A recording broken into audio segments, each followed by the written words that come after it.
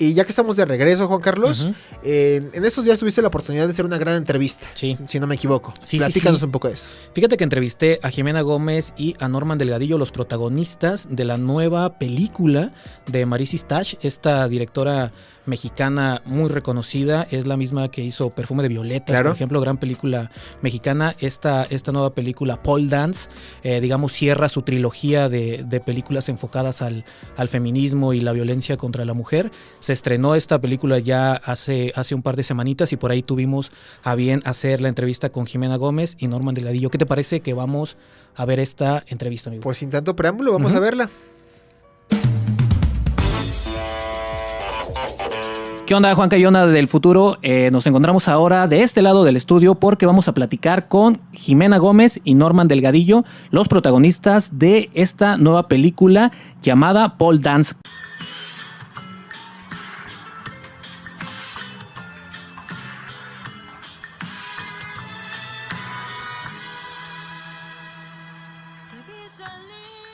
¿Sigues con tu problemita, va? Si no, no me estarías hablando a estas horas. Tienes que estar. Nunca te he pedido que vayas conmigo al AA.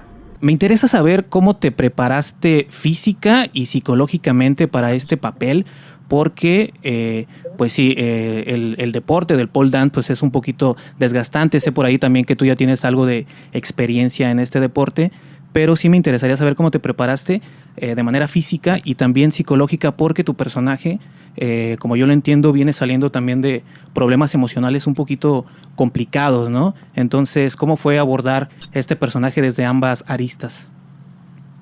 Pues físicamente, sí, si bien yo ya hacía pole dance, fue meterme al estudio ya a hacer 2 coreografías, una en el pole fijo, otra en el giratorio, con una coreógrafa, porque pues ya tienes que hacerlo perfecto y súper profesional. Fueron 2 semanas únicamente de ensayos. Durante las grabaciones también estuve ensayando, entonces salía de filmar y me iba a ensayar las coreografías. También hice un plan de alimentación también como para estar fuerte y demás, ¿no? No comer comida chatarra y demás durante la filmación y un poco antes. Y bueno, además yo hago danza, entonces ya también nunca dejo de entrenar danza, entonces también traigo como que ese background. Y respecto a lo emocional, bueno, me aventé el libro de feminismo de Nuria Varela. Ok. Y también, bueno, yo desde niña veo las películas de Maryse, el cine de Maryse, entonces sabía a qué iba. Ujú. Y realmente yo estoy preparada para hablar de esto, ¿sabes? Porque me toca, como mujer me toca y como artista también. Sí, claro, claro. Justamente en ese sentido, la pregunta es para ambos. La película toca temas bastante complejos, desde la violencia, desde el acoso que se vive lamentablemente en nuestro país, el alcoholismo en el caso del personaje de Norman.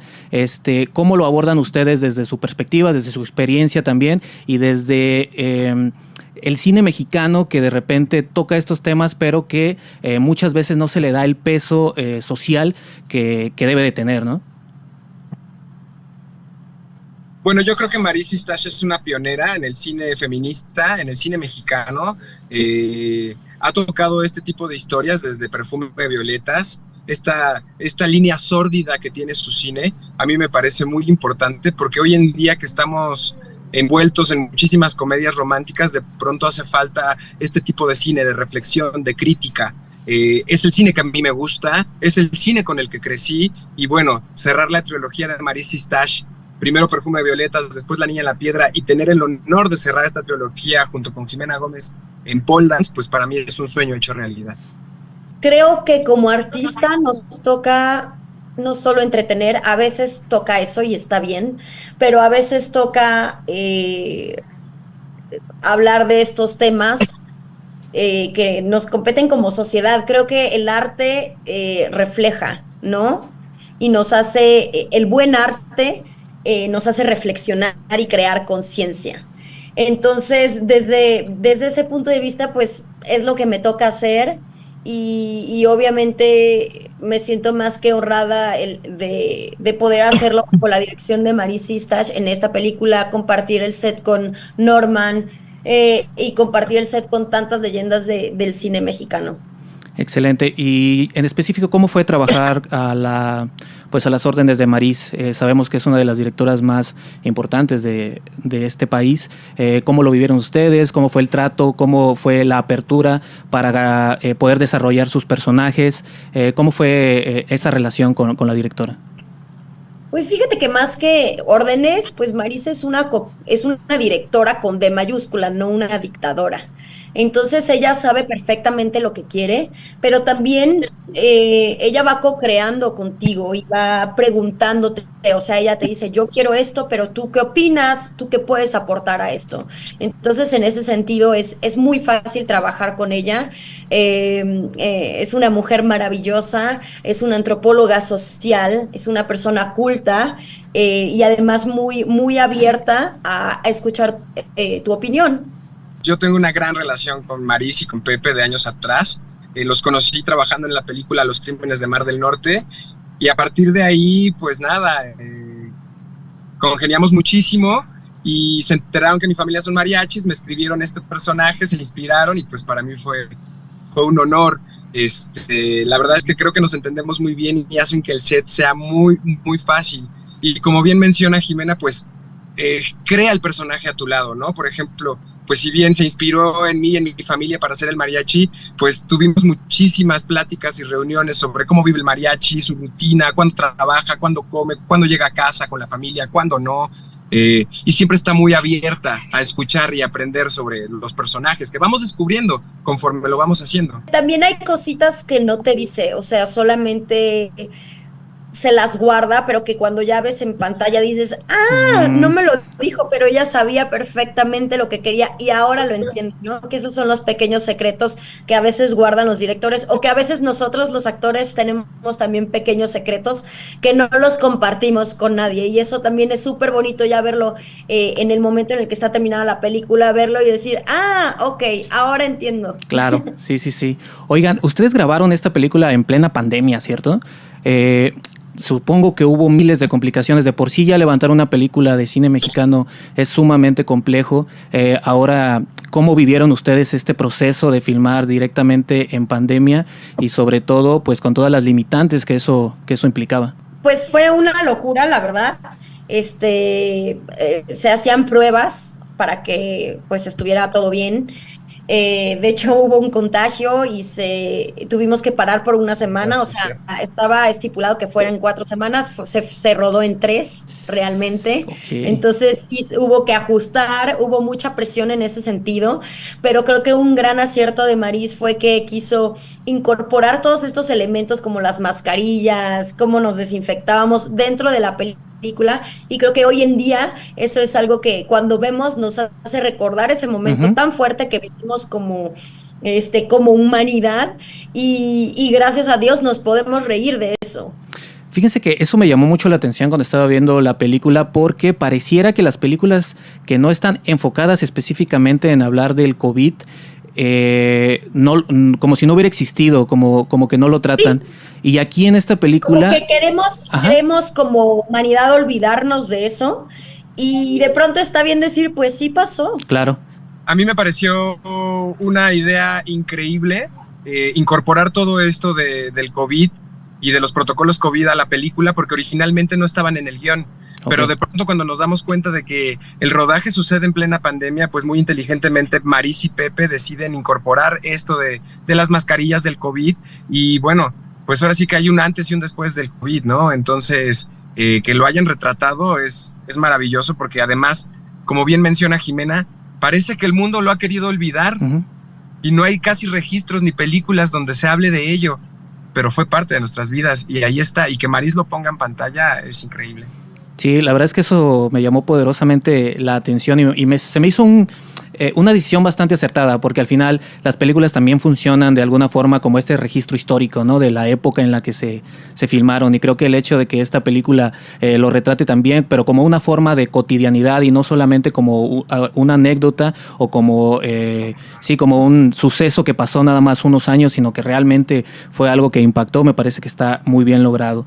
Perdón, y Norman, te quería preguntar, ya nos platicabas un poquito que tu familia había sido o que es mariachi, tu personaje también está desarrollado un poquito en ese mismo tenor. ¿Cómo te sentiste tú interpretando a un mariachi y cómo le sacaste provecho, digamos, a todas tus vivencias que tienes desde la infancia, ¿no? Rodeada de esta música. Pues para mí fue un sueño hecho realidad, porque el mariachi que toca conmigo en la película es el mariachi de mi papá. Okay. Mi papá está ahí tocando la guitarra. Yo me sentí en casa. Algunas de las locaciones donde vive Ernesto son en Garibaldi, son departamentos de mi mamá. Ahí crecí, ¿sabes? Entonces me dejaron impregnarle muchísimo de mi historia familiar al personaje, y pues era todo un reto, ¿no? Porque no podía quedar mal con la familia. Claro.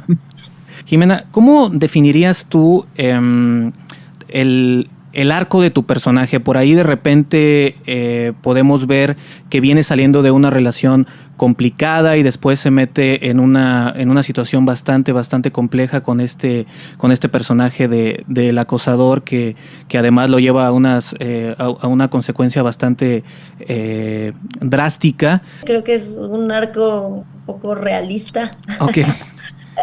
Hay gente que vive, eso es una realidad de muchas mujeres, de muchas Magdalenas. Yo creo que Magda trae una programación muy fuerte de violencia.